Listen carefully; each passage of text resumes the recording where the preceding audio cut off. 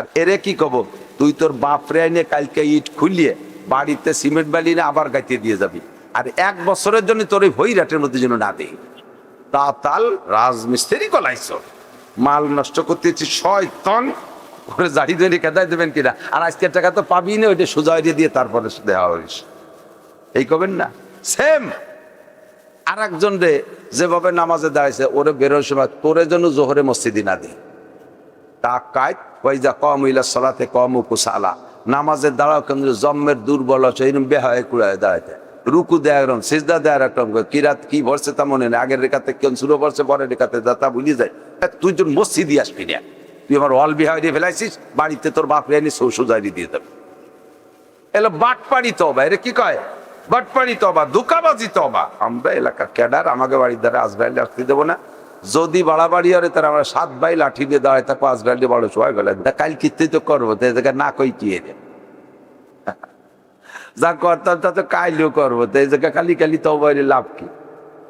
কালকে বাঁচবেন কি বাঁচবেন না জানেন না, রেডি হয়ে যান, আল্লাহ হেফাজতের উপরে নাম। তবা করতেছেন আবার আস্তাগফিরুল্লাহ পড়তেছেন, ঘুষির টাকা আদ্যে গোনে আর মুহি আস্তাগফিরুল্লাহ পড়ে, আস্তাগফিরুল্লাহ রাব্বি মিন কুল্লি আস্তাগফিরুল্লাহ, তবা আর ঘুষির টাকা গোনে, সুদে টাকা হাতে গোনে আর মুখে আস্তাগফিরুল্লাহ আস্তাগফিরুল্লাহ পড়ে, দাড়ি খুরদে শাস্তি তালে থাকে আর আস্তাগফিরুল্লাহ পড়তে থাকে, বিড়ি টানতে থাকে ফাঁকে ফাঁকে টানে টানে আস্তাগফিরুল্লাহ আস্তাগফিরুল্লাহ রাব্বি মিন কুল্লি, তোমার সাথে আস্তাগফিরুল্লাহ বের হয়ে যাচ্ছে।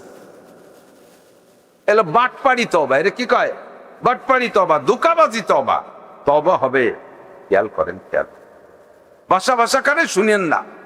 আজকে ফজর পর্যন্ত বাঁচবেন, এই রাতের পরে ফজর পর্যন্ত বাঁচবেন, কেউ আছেন গ্যারান্টি দিতে পারবেন?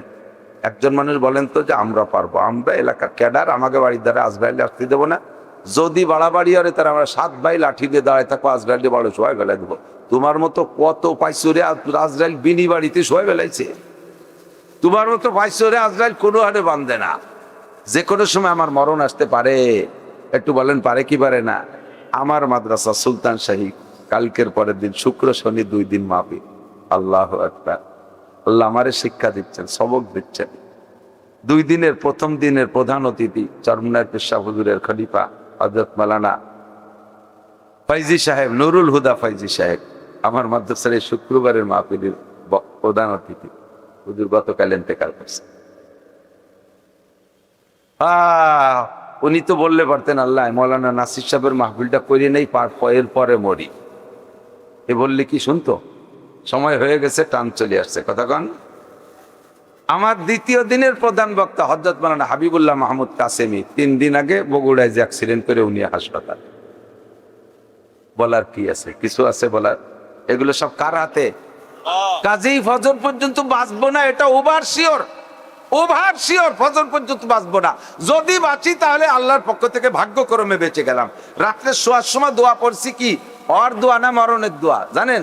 জন্মের দোয়া না মরণের দোয়া? ঘুমের সময় কি দোয়া পড়ছেন? আল্লাহুম্মা বিসমিকা, পড়েন না? পড়েন না? কি দোয়া পড়েন? আল্লাহুম্মা ইন্নী আউযু বিকা মিনাল খুবুসি ওয়াল খাবায়েস। ঘুমের সময় এই দোয়া পড়েন। কি বলে? আল্লাহুম্মা বিসমিকা আমুতু ওয়া আহয়া, আল্লাহ তোমার নামে মরিতেছি। ঘুম মানে মরা, ঘুমটা হলো মরণের সাদৃশ্য।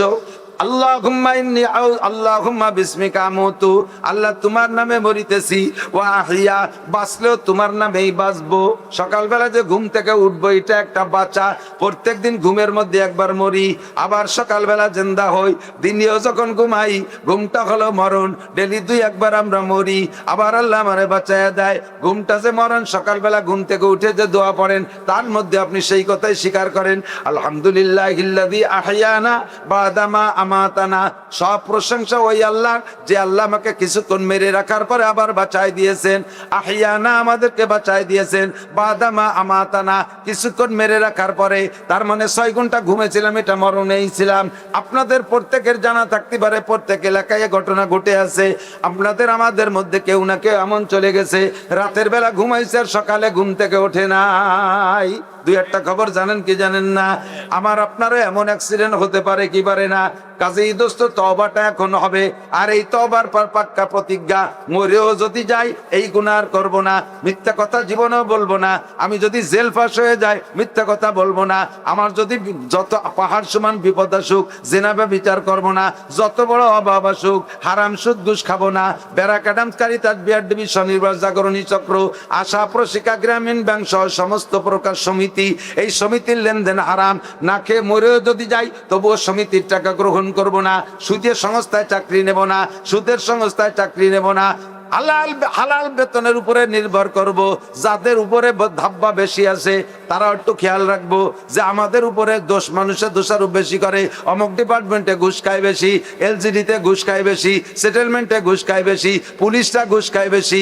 তবে এর ভিতরে কিছু কিছু আল্লাহর বান্দা আছে যারা যার বেতন ছাড়া ডাইনে বামে একটি পয়সাও খায় না, নিজেদের কলিগ সাথীদের সাথে তাদের টাকার চা পর্যন্ত খায় না।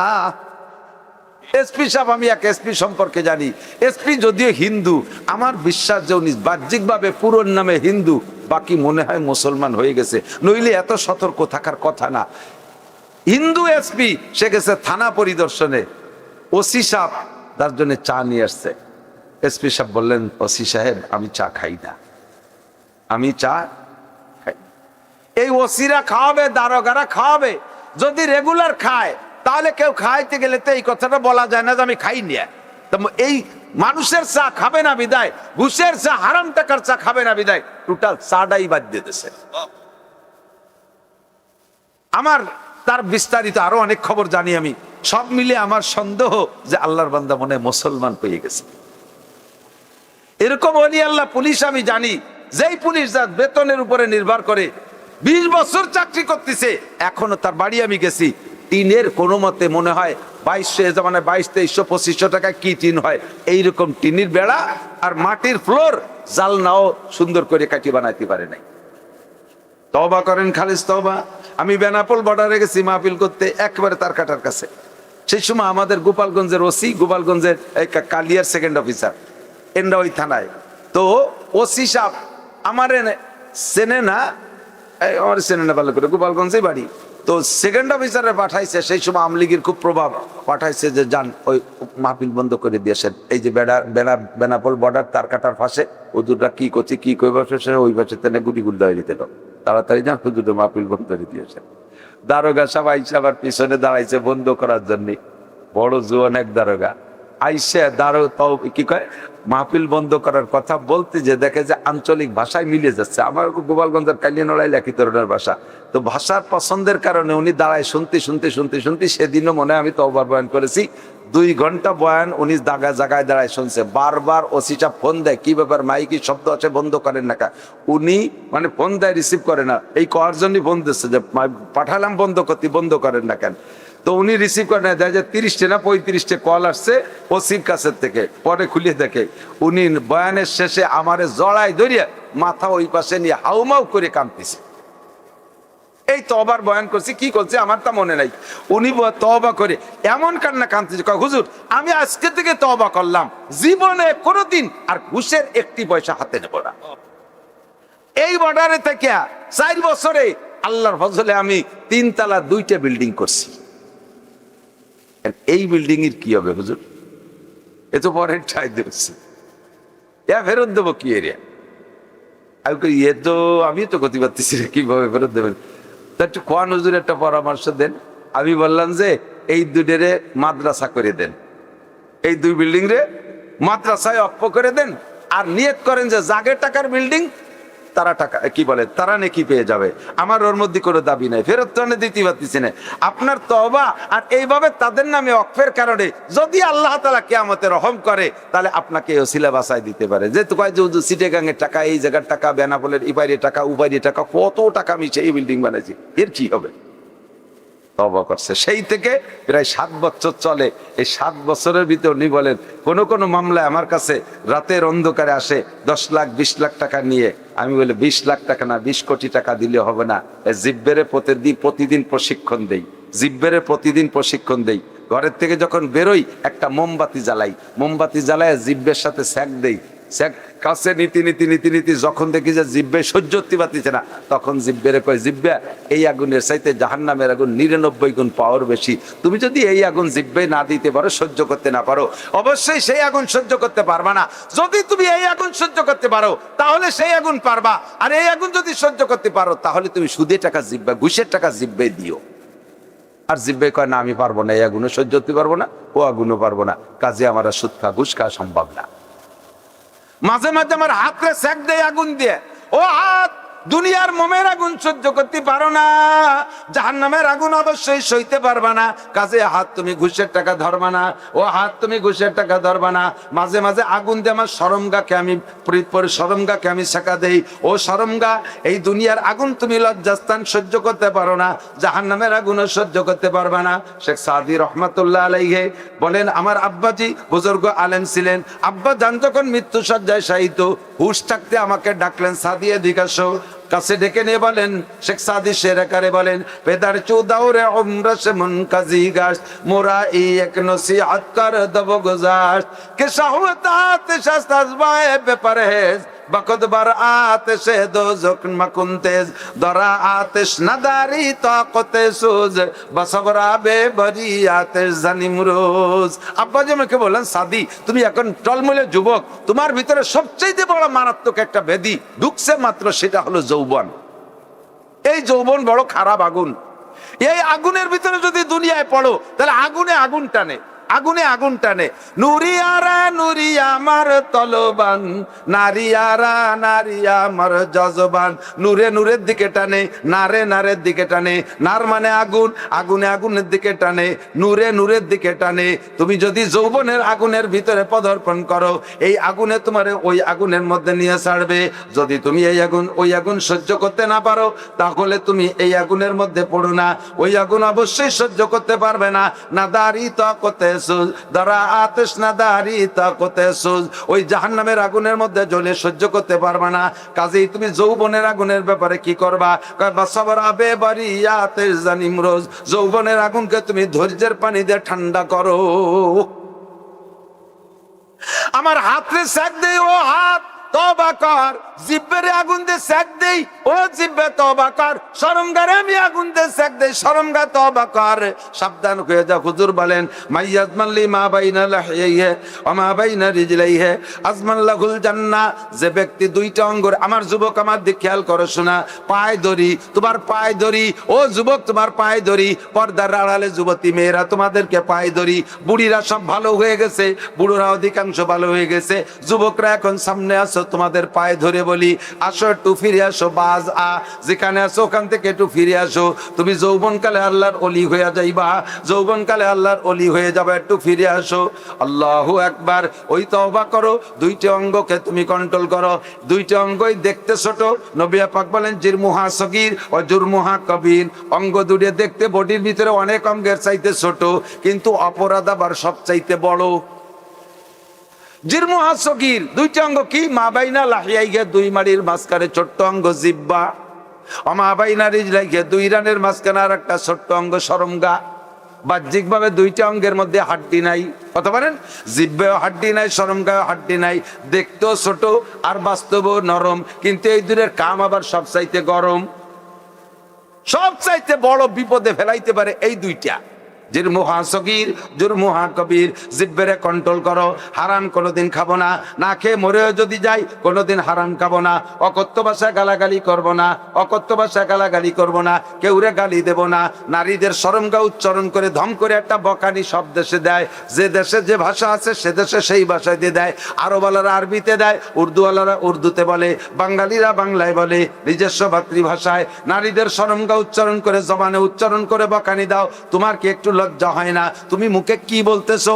এই মুখটা তো আল্লাহ তোমারে দিছে। আল্লাহ কালাম না যে আল্লাহু আইনাইন ওয়া লিসানা ওয়া শাফাতাইন। তোর দুটো চোখ তোর আব্বা দেয় নাই, তোর দুটো চোখ তোর মা দেয় নাই, তোর দুটো চোখ তোর নেতা নেত্রী দেয় নাই। চোখের সাথে ইচ্ছা মতো ব্যবহার করবি, ফেসবুকের ভিতরে চোখ লাগাই ঢুকে বসে থাকবি, যেখানে সেখানে তাকাবি। আমি তোর চোখ কিন্তু শেষ করে দিতে পারি, চোখ জায়গায় থাকবে, চোখের পাওয়ার লেস করে দেব, এমন কামাল্লা করতে পারে কি পারে না? ওয়া লিসানা ওয়া শাফাতাইন, যেই অঙ্গ দুটিতে কথা বলবি জিহ্বা আর ঠোঁট, এই জিহ্বা আর ঠোঁট তোর আব্বাই দেয় নাই। জিহ্বা থাকলেই কথা বলা যায় না। মানুষের মুখের মধ্যে যেমন একটা জিহ্বা, কুকুরের মুখের মধ্যে তেমন একটা জিহ্বা। কুকুরেরটা নাড়া দিলে ঘেউ ঘেউ শব্দ হয়, মানুষেরটা নাড়া দিলে কত সুন্দর কথা হয়। আর রহমান আল্লামাল কুরআন খালাকাল ইনসান আল্লামাকুল বায়ান। আল্লাহু আকবার।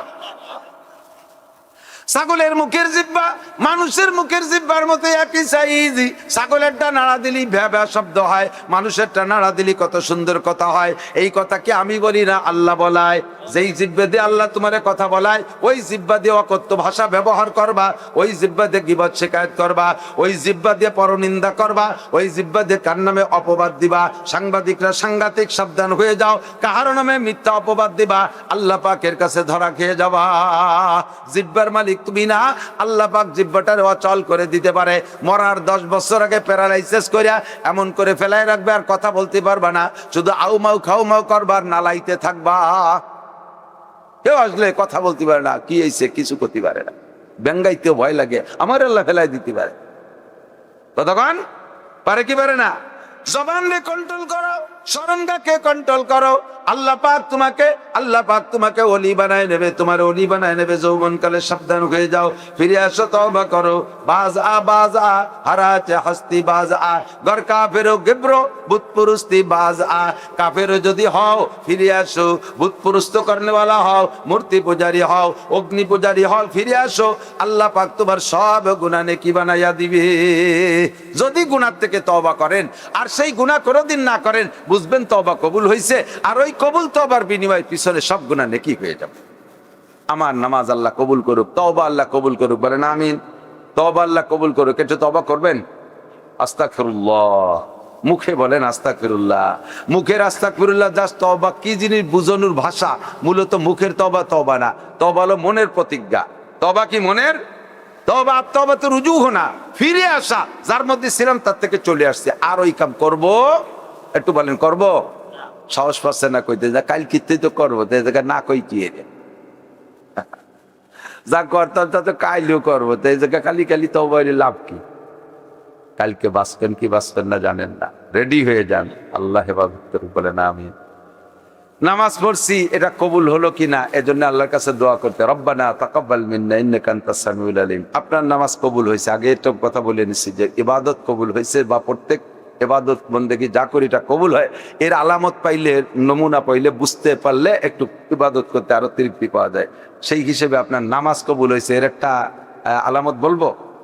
আপনার নামাজ কবুল হয়েছে, এই যে ঈশার নামাজ পড়ছেন না, এটা কবুল হয়েছে প্রমাণ হলো যদি আপনি ফজরের নামাজও টাইম মতো ঠিক মতো পড়তে পারেন। আবার ফজর কবুল হয়েছে এর প্রমাণ যদি জোহরের নামাজ ঠিক মতো পড়তে পারেন। কিভাবে এটা কবুলিয়ার তেল আলামত কেমন? কেন? আপনার বাড়ি রাজমিস্ত্রি নেছেন, এই কথা বলি চলে যাও মানে অন্য দিক দেবো, এদিক ভয় নাই। আপনার বাড়ি রাজমিস্ত্রি নেছেন, খেয়াল করেন, বাউন্ডারি ওয়াল গাতার জন্য, বাউন্ডারি ওয়াল তো গেটের দুই পাশে 2 জোড়া মিস্ত্রি দিয়েছেন। এক পাশে দিয়েছেন 1 জোড়া, মানে একটা মিস্ত্রি একটা হেল্পার, আর এক পাশে আর একটা মিস্ত্রি আর একটা হেল্পার, 2 জনের 2 দিক কাজে দিয়েছেন। 2 জনের সোজা ওয়াল দেখা দিয়েছেন, তীরের মতো সোজা করবি, রাস্তার পাশে সবই আমার জায়গা, যেন বেকা নয়। তো এক জোড়া মিস্ত্রি সকাল 8টা থেকে বিকেল 4টে পর্যন্ত মাটিতে দাঁড়াইয়া 800 ইট গাঁথছে, এবং এমন সুন্দর ওলন দোলন যা ধরেন একেবারে তীরের মতো। ফ্ল্যাট সাইড এত ক্লিয়ার, প্লাস্টার না করলেও চলে, দেশি ইট দিয়ে করছে, অথচ সিরামিক ইটের মতো প্লেন হয়েছে। এ লোক গাচ্ছে 800, আর এত সুন্দর। আর ওই বাসের যেজন গাচ্ছে ওরা 2 জন, ওরাও 8টা থেকে 4টে পর্যন্ত, ওরা দিন ভরে গাচ্ছে 200 ইট, আর তার দুরা সাপের মতো এরম সোজা। ওর কোনো সাইড ফিরাস না, এ পাশে দাঁত বার হয়েছে, ও পাশে নাক বার হয়েছে, এভাবে এলোমেলো। আপনি 2 মিস্ত্রির কার সাথে কি আচরণ করবেন কান্দি? আরো তো সামনে কাজ রয়েছে। এই 800 গাচ্ছে তারে কি করবেন আর ওরে কি করবেন? আমার যদি হয় তাহলে আমি কইতাম 800 গাতারে বললাম জোড়ার দাম হলো, বেতন হলো 1300 টাকা, বলতাম যে 1300 টাকা নগদ নিয়ে যা, আর 200 টাকা নিয়ে এই কাটাখালির মোড়ে যায় একটু নাস্তা পানি খেয়ে যাস, আর আগামীকালকে কিন্তু তুই আসবি, অবশ্যই আসবি বাপ, তুই না আসবি এবার কেউ এইটি হাত দিতে দেবো না, তুই অবশ্যই আসবি। এরপরে 6তলা বিল্ডিং জ্বলবো, ওটাও তুই করবি। কথা কন? ওরা আজকের কাজ দেখে খুশি হয়ে কালকে দাওয়াত দিয়ে দিছি না। আর এরে কি কব? তুই তোর বাপরে আইনে কালকে ইট খুলিয়ে বাড়িতে সিমেন্ট বালি না আবার গাইতে দিয়ে যাবি, আর 1 বছরের জন্য তোর এই ভৈরাটের মধ্যে যেন না দেই। তা তাল রাজমিস্ত্রি কলাইছ, মাল নষ্ট করতেছি শয়তান করে জারি ধরে খেদাই দেবেন কিনা, আর আজকের টাকা তো পাবি না, ওইটা সোজা দিয়ে তারপরে দেওয়া হইস, এই করবেন না। সেম একজন ইশা ফজরের নামাজ পড়ে বেরোনোর সাথে সাথে মসজিদে বেরোয় যাওয়ার সময় আল্লাহ দাওয়াত দিয়ে দিয়েছে, আব্দুর রহমান কেউ না আসলে, ইমামও যদি না আসে তুমি কিন্তু জোহরে আসবা। তোমার সানা, তোমার কিরাত, তোমার রুকু, তোমার সিজদা, তোমার তাশাহুদ, আর তোমার দাঁড়ানো, তোমার খুশু, তোমার খুজু আমার কাছে এত ভালো লাগছে, আর কেউ না আসলেও আব্দুর রহমান তুমি কিন্তু জোহরে আসো। ওই আল্লাহ দাওয়াত দিয়ে দিয়েছে, তার বদলতে জোহরে পড়ছে। আর একজন রে যেভাবে নামাজে দাঁড়াইছে, ওরে বেরোনোর সময় তোরে জন্য জোহরে মসজিদে না দিয়ে তা কায়দ ওয়াইজা কম ইলা সলাতে কম কুসালা, নামাজে দাঁড়াও কিন্তু জম্মের দুর্বল আছে এরকম বেহায় কুড়ায় দাঁড়াইতে, রুকু দেয় একরকম, সিজদা দেয় একরকম, কিরাত কি ভরছে তা মনে নেই, আগের রেখাতে কেউ শুরু পড়ছে পরের রেখাতে তা ভুলে যায়। তুই তোর মসজিদই আসবি না, তুই আমার অল বিহায় দিয়ে ফেলাইছিস, বাড়িতে তোর বাপ রেনি সৌসুজারি দিয়ে দেবে। এরকম না, এরকম না, কথা বলেন না, আপনার ওয়াজ শুনতেও দিছে পারে, একটু সাই দিতে হয়, ঠিক কি ঠিক না? তাহলে 800 আলারে কি বলছেন আর 200 আলারে কি বলছেন? সেম। যার ইবাদত আল্লাহর পছন্দ হয়, ফজর ভালো হইলে জোহরের দাওয়াত দিয়ে দেয়, জোহর ভালো হইলে তুই কিন্তু আসরে আইসো, ওই সময় সবার কাজ কামের ব্যস্ত, কেউ আসলে না আসো, তুমি একটু আইসো। আসর পড়ালে বান্দা তুই মাগরিবেও আসিস, মাগরিব পড়ালে দাওয়াত দিয়ে দিছে ঈশাও পড়তে আইসো, ঈশা পড়ার পরে আবার দাওয়াত দিয়ে দিছে ফজরে আইসো। আপনি এমন করে প্রত্যেক ওয়াক্ত পড়তে পারাই বুঝতে পারবেন যে আগের ওয়াক্ত পছন্দ হয়েছে বিদায় মালিক আমারে কবুল করে দাওয়াত দিয়ে দিছে। গত রমজানের রোজা আপনার কবুল হয়েছে, আল্লাহ ওই সময় দাওয়াত দিয়ে দিছে, আগামী রমজানে কিন্তু তুমি রোজা রাখবা। তোমার সেহরি, তোমার তারাবি, তোমার তিলাওয়াত, তোমার ইফতার খাওয়া, তোমার দোয়া কালাম, তোমার চলচলন এত ভালো লাগছে, তুমি কিন্তু আগামীবারও রোজা রাখবা। আর আগামীবার তোমার জন্য বাজেটও আমার পক্ষ থেকে আছে। এবছর তো দেশি খেজুর খাইছো, আগামী বছর তোমার জন্য আমি যে কোনো ভাবে সৌদির খেজুর পাঠাই দেবো। এটাই হলো গত রমজান কবুল হওয়ার আলামত। এবার হজ করছেন, হজটা কবুল হয়েছে, এর প্রমাণ কি? যদি আসার পরে জীবদ্দশায় কমপক্ষে আরেকটা বার উমরাও করতে যেতে পারেন, তাহলে বুঝবেন যে আল্লাহ তাআলা ওই সময় আপনার দাওয়াত দিয়ে দিয়েছে, আব্দুল্লাহ তোমার তলবিয়া, তোমার লব্বাইক, তোমার তওব, তোমার বিনয়ী, কাবার চত্বরে হাঁটা, মসজিদে নববীর পাশে তোমার হাঁটা আমার জন্মের ভালো লাগছে, তুমি কিন্তু আবারও আসবা, আল্লাহ দাওয়াত দিয়ে দিয়েছে। তাই গরিব মানুষ আরেকটা বারও চলে গেছে।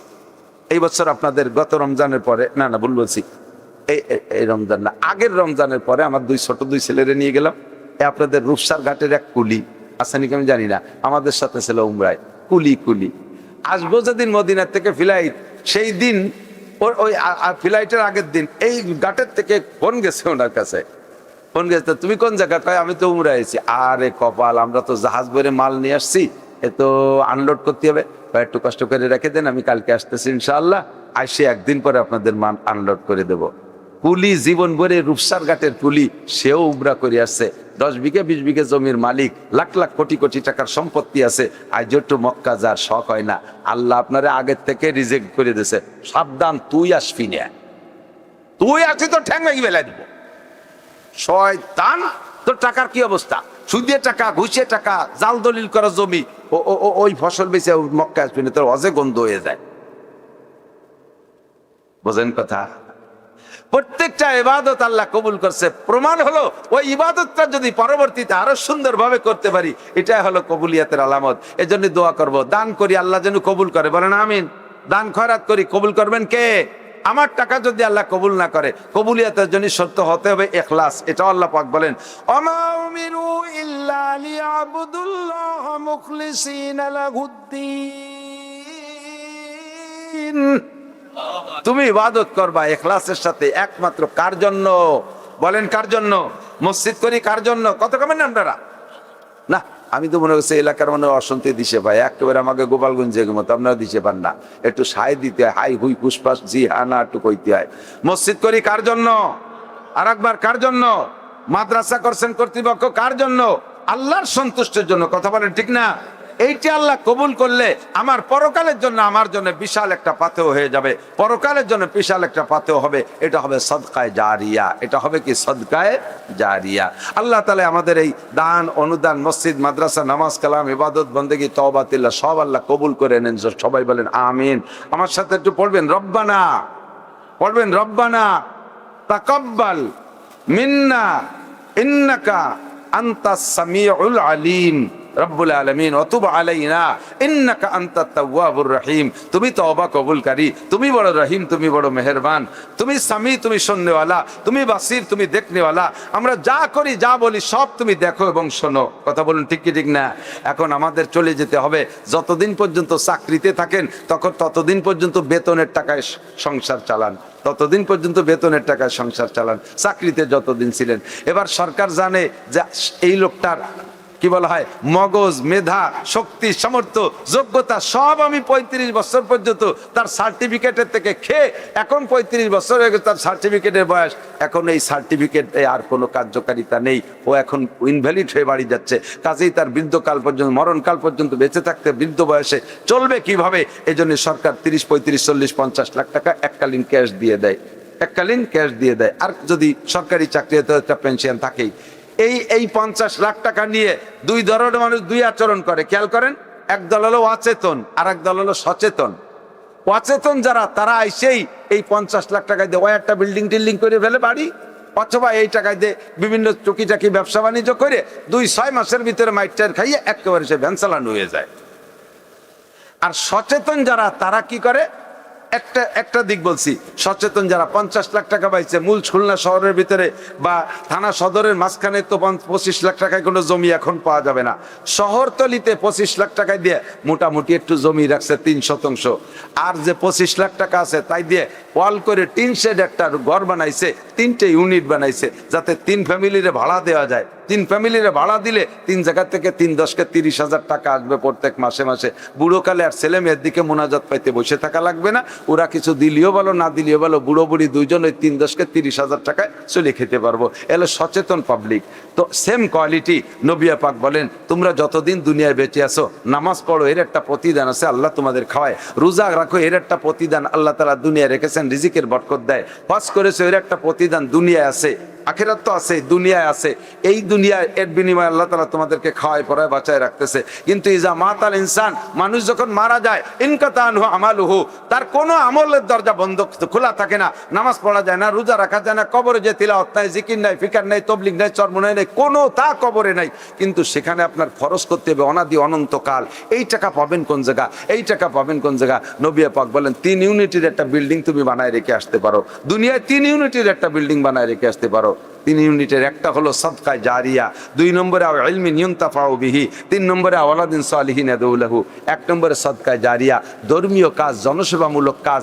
এই সমস্ত মানুষের জনসেবা, মানুষের খেদমতের যে কাজগুলো একমাত্র আল্লাহর কাছে সওয়াবের আশায় তুমি এই জায়গাটা একটা বিনিয়োগ করে আসতে পারো। মসজিদে 1000 টাকা দিয়ে আসতে পারো। মাদ্রাসার ছাদের জন্য 10 ফুট 10 বস্তা সিমেন্ট দিয়ে আসতে পারো। ও জায়গায় 100 ফিট খোয়া রড দিয়ে আসতে পারো। ও জায়গায় 100 ফিট খোয়া দিয়ে আসতে পারো, 100 কেজি রড দিয়ে আসতে পারো। এইগুলো সেখানে সাদ হবে যতদিন পর্যন্ত ওই মসজিদ ঘরের ভিতরে বৈশা কোরআনে কারীম তিলাওয়াত করা হবে। তুমি কবরে বসে ওই ইউনিট থেকে 10,000 টাকা করে পাবা। 10,000 মানে নেকি পাবা। আরেকটা হলো ইলমিন ইউনতাফাউ বিহি, তুমি কোরআন হাদিসের দ্বীনি ইলম মানুষকে শিখায় রেখে আসবা। যত মানুষ শিখবে তার থেকে আরো শিখবে, তার থেকে আরো শিখবে।